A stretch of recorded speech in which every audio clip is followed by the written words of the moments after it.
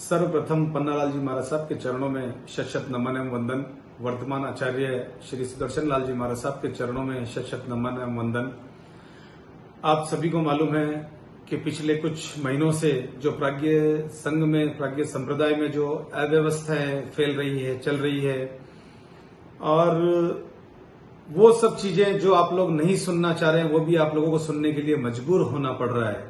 आखिर ऐसी सारी व्यवस्थाएं क्यों हैं, क्या है, क्यों आप लोग ये सब जानना नहीं चाह रहे हैं कि ये सब व्यवस्थाएं क्यों फैलाई गई है। आज मैं आपके सामने ज्यादा नहीं कुछ कहते हुए सिर्फ 2-3 बातें कहना चाहूंगा। पहले जब 10 तारीख की मीटिंग हुई, उसके बाद में 16 तारीख की मीटिंग हुई।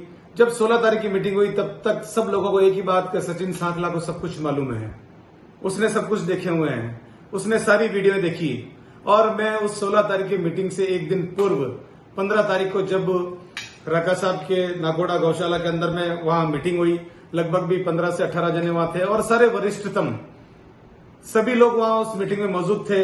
और उस मीटिंग के अंदर में ओपनली जब 2 घंटे वहां बोलने के बाद में सबसे एक ही प्रश्न पूछा कि ये सारी जो बातें हैं क्या सत्य है या गलत है। एक भी व्यक्ति किसी भी चीज का जवाब नहीं दे सका। उसके अंदर में पदम जी राका साहब ने भी ये बात कही कि अगर सचिन सांकला साहब जब सभी सारी बातें बोल रहा है तो क्या आप एक भी चीज का जवाब दे सकते हैं। किसी ने कोई जवाब नहीं दिया। तो फिर जब ये सारी चीजें अगर सत्य नहीं है तो क्यों आप लोगों को भ्रमित करके इतना बड़ा षड्यंत्र आप लोगों ने रचा। और आज भी इतने टाइम से आप लोगों से हमेशा एक ही बात करी कि जब बाद में मीटिंग 11 तारीख को करना चाहा, आपने 10 की मीटिंग करी, 16 की मीटिंग करी, और यहां विजयनगर में हमने आचार्य श्री के समक्ष 11 की मीटिंग करी। तो पूरे हिंदुस्तान के अंदर में इतने लेटर आप लोगों ने निकलवा दिए कि ये अवैधानिक मीटिंग है, आप कोई भी विजयनगर नहीं जाएगा। क्यों? गुरु भगवंतों के दर्शन करना कोई जुर्म है, पाप है? अगर आप लोग दर्शन कर सकते हैं तो क्या दूसरे जितने भी श्रावक गण हैं, भक्त गण हैं, क्या दर्शन नहीं कर सकते? आप लोगों ने रात को 12-12, 1-1, 2-2 बजे तक गुरुदेव से मीटिंगें की, रिजल्ट क्या निकाले? सिर्फ आप लोगों की हठधर्मिता। ये सब क्यों और किस लिए किया आज तक मुझे तो मालूम नहीं पड़ा। और आप लोगों ने जो हिंदुस्तान के जितने भी प्राज्ञ संघ के संप्रदाय के जो श्रावकगण हैं उन लोगों को क्या बताया और उन लोगों को क्या जताया जो आज तक मुझे नहीं मालूम पड़ पा रहा है। और उन लोगों ने क्या देखा जो आज गुरुदेव से इतनी दूरियां बना कर बैठे हैं। अगर ऐसी कोई बात है या थी, क्यों आप लोग बताने के अंदर में असमर्थ हैं। मैं धन्यवाद देना चाहूंगा उस मानवी जैन को जिसने YouTube पर इस वीडियो को अपलोड किया और सभी लोगों को सत्यता से अवगत कराया। वो धन्यवाद की पात्र है। अगर वो वीडियो नहीं डालती, YouTube पर अपलोड नहीं करती, तो शायद एक भी व्यक्ति को इस सत्यता से अवगत नहीं कराया जा सकता था। जितने भी वीडियो पर जो लोग बागों ने देखे हैं, हर व्यक्ति ने सिर्फ एक ही प्रश्न कि इन लोगों के द्वारा पूछे गए प्रश्न का केवल उसने जवाब दिया है। प्रायोजित जो वीडियो उन लोगों ने बनाया है, क्योंकि स्पष्टता उन्होंने क्लियर दिख रही है कि उद्देश्य क्या था और उनका हासिल क्या करना चाह रहे थे। तो आज मैं आप लोगों से वही चीज कहना चाह रहा हूं। सब जगह आपने एक ही बात फैलाई कि सचिन सांकला ने गुरुओं पर मुकदमे दर्ज करा दिए हैं। मैं आपसे वही चीज पुनः पूछना चाह रहा हूं। मैंने आज दिनांक तक सिर्फ एक मुकदमा दर्ज कराया है, वो कराया है स्नेह लता जी पर। और वो इसलिए कराया है क्योंकि उनकी साजिशें साफ और स्पष्ट इस पूरे 1 घंटे के वीडियो के अंदर में क्लियर दिख रही है कि उनके द्वारा बनाए गए वीडियो, फोटो, सब कुछ। और ये पदाधिकारी चारों उन वीडियो, फोटो को लेने के लिए उनकी पूरे जीवन की आजीविका तक चलाने के लिए तैयार थे। तो ऐसी क्या नौबत आ गई कि एक तरफ 35 साल की दीक्षा, जिनके अंदर में 25 साल से हमारे आचार्य श्री जो आचार्य पद पर हैं और 35 साल से उनके चरणों में माथा टेका है। आज हिंदुस्तान में अगर हम कहीं भी जाते हैं, मंदिर, गुरुद्वारा, मस्जिद, कहीं भी, तो सबसे पहले 3 जगह सबसे बड़ी महत्वता दी गई है, माता, पिता और गुरु। अगर हमने हमारे माता, पिता और गुरु पर अगर विश्वास नहीं किया तो हिंदुस्तान में ऐसी कोई चीज बाकी नहीं रही कि हम किसी पर विश्वास कर सकें। अगर आपने उन 35 साल की दीक्षा पर, गुरु पर इतने बड़े आरोप लगाकर आज उनको प्रमाणित तथ्य कुछ भी प्रूफ नहीं कर पा रहे हैं, तो क्यों ये हरकतें आप लोगों ने की। जिसका कहीं से कहीं तक आपके पास में कोई जवाब नहीं है। मैं आज संपूर्ण हिंदुस्तान के प्राज्ञवंश से सिर्फ यही पूछना चाह रहा हूं कि सत्यता को प्रमाणित करने के लिए जितनी भी लैंग्वेज आपने काम में लिए, जितने भी शब्द आपने काम में लिए, जितने भी बच्चियों के, बहनों के, माताओं के, जिनके भी आप लोगों ने शब्द काम में लिए हैं, अगर कहीं भी किसी का दोष प्रकट होता है, कि कहीं भी कोई चीज सामने आती है, तो भाई साहब आपसे रिक्वेस्ट है सभी पदाधिकारियों से जिन्होंने ये कृत्य किया है कि या तो उनको सामने लाने की बात कहें और नहीं तो जो हिंदुस्तान में प्राज्ञवंश एक है उसे एक रहने दें। इस प्राज्ञ परिवार के टुकड़े नहीं करें। आपके सिर्फ और सिर्फ स्वार्थ के लिए आपने जो ये बातें कही है, क्यों ऐसा करना चाह रहे हो? अगर कहीं आपका स्वार्थ झलकता है तो भाई साहब उस स्वार्थ को आप ताक में रख दीजिए, क्योंकि 11 तारीख की जो समन्वय की मीटिंग थी वो केवल और केवल एकता के लिए, संगठन के लिए, केवल और केवल एकीकरण के लिए मीटिंग की गई थी।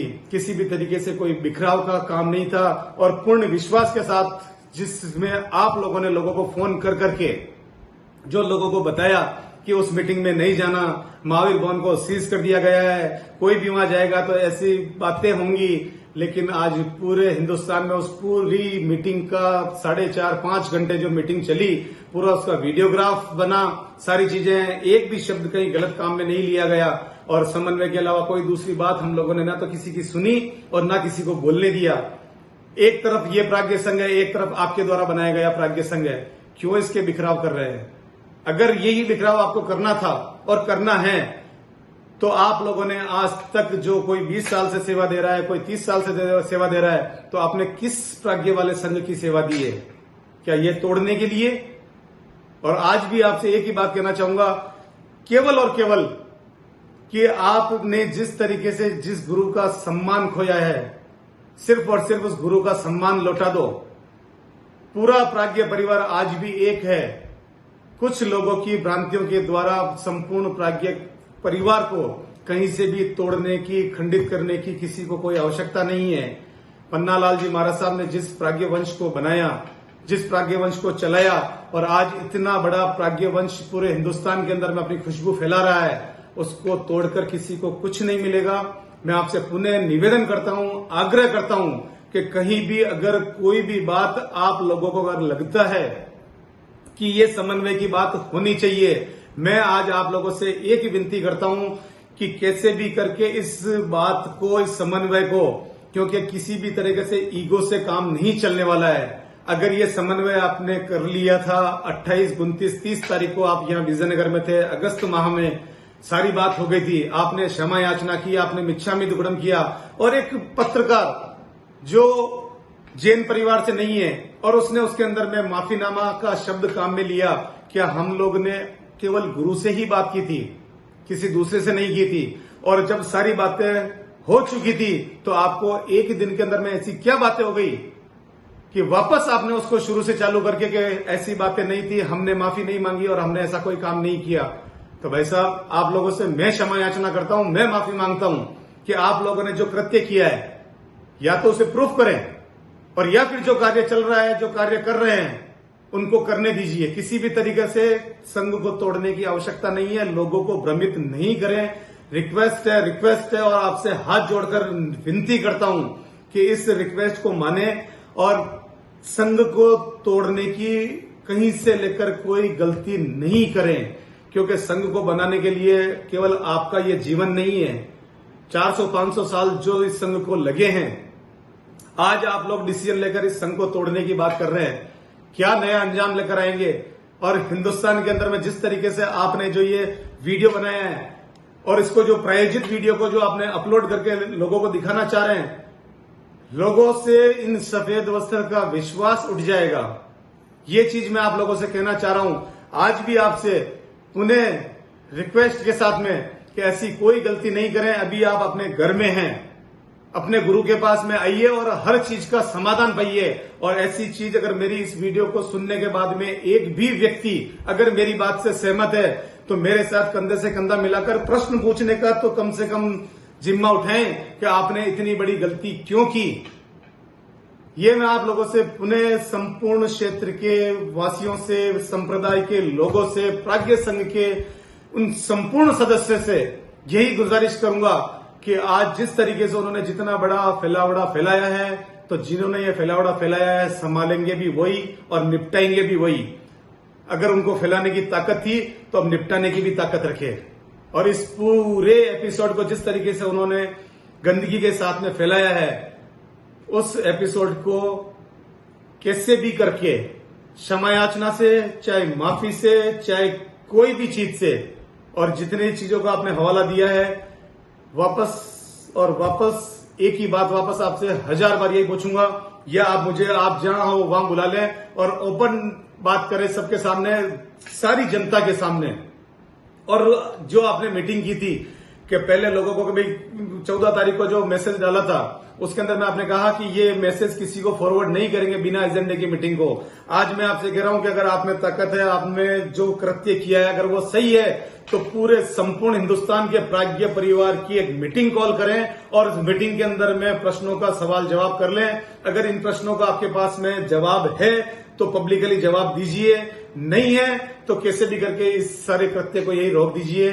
और इसको बंद कमरे की कहानी को जो आप लोगों ने उजागर करके जिस तरीके से लोगों को बहकावे के साथ में भ्रमित किया है, तो या तो सत्यता के साथ में प्रूफ करें, नहीं तो इसको यहीं की यही क्लोज करके खत्म करें। बाकी आपकी जैसी भावना, जो समय के साथ में पन्ना बाबा जैसा आशीर्वाद देंगे सबको, वो सभी को मिलेगा और सबको बराबर मिलेगा। जिसने गलती की है उसको भी मिलेगा और जिसने सही कार्य किया उसको भी मिलेगा। जय हिंद, जय भारत, राम राम साहब, जय जिनेंद्र, जय गुरु सुदर्शन, जय हिंद।